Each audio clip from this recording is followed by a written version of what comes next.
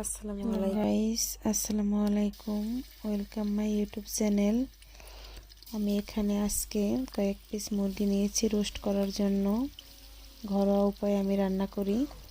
এখানে কয়েক পিস মুরগি আমি নিয়েছি, কেটে ধুয়ে সুন্দর করে পরিষ্কার করে একটু রোস্টের মশলা লবণ দিয়ে আমি ম্যারিনেট করে রেখেছি। এখন আমি মুরগিটা ভেজে তুলে নিয়েছি। সেই তেলের ভিতরে পেঁয়াজ কুচিটা দিয়ে দিলাম। পেঁয়াজ কুচিটা দিয়ে স্বাদ মতো একটু লবণ দিয়ে তারপর আমি এটাকে অনেকক্ষণ নেড়েচেড়ে যখন বাদামি কালার হয়ে আসবে তখন আমি এখানে পানি অ্যাড করব সামান্য পরিমাণ। পানিটা অ্যাড করে তারপর এখানে আমি একটু আদা রসুন বাটা আর জিরা বাটা দিয়ে দেব।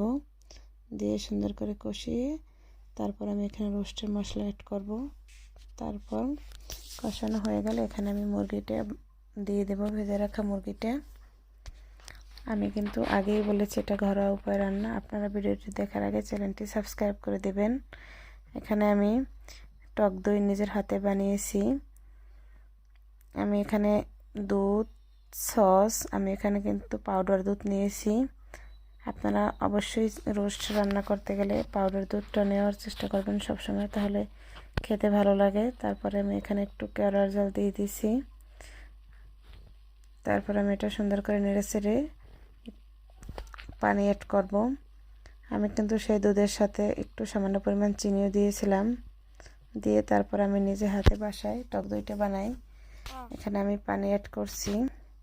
তারপরে এই যে দেখেন আমার রোস্ট রান্না শেষ। এখন আমি সাদা পোলাও রান্না করব।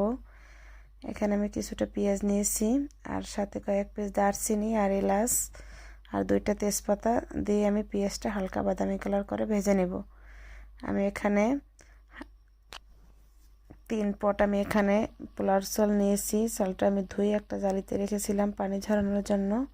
পানিটা ঝরে গেলে তারপর আমি এটাকে দিয়ে সুন্দর করে নেড়ে চেড়ে তারপর আমি এখানে একটু আদা রসুন বাটা দিব। আদা রসুন বাটা দিয়ে সুন্দর করে নেড়ে চেড়ে চালটা যখন একদম ঝোড়া ঝোড়া হয়ে যাবে তখন আমি এখানে পানি অ্যাড করব।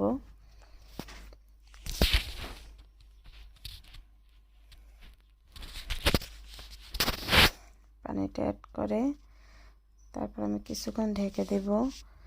কিছুক্ষণ ঢেকে দিয়ে তারপর আমি এখানে সামান্য পরিমাণে একটু দুধ দিয়ে দেব আর দিয়ে দেব ফ্লেভারের জন্য একটু গাজর কুচি। আপনারা চাইলে দিতে পারেন, না চাইলে নাও দিতে পারেন।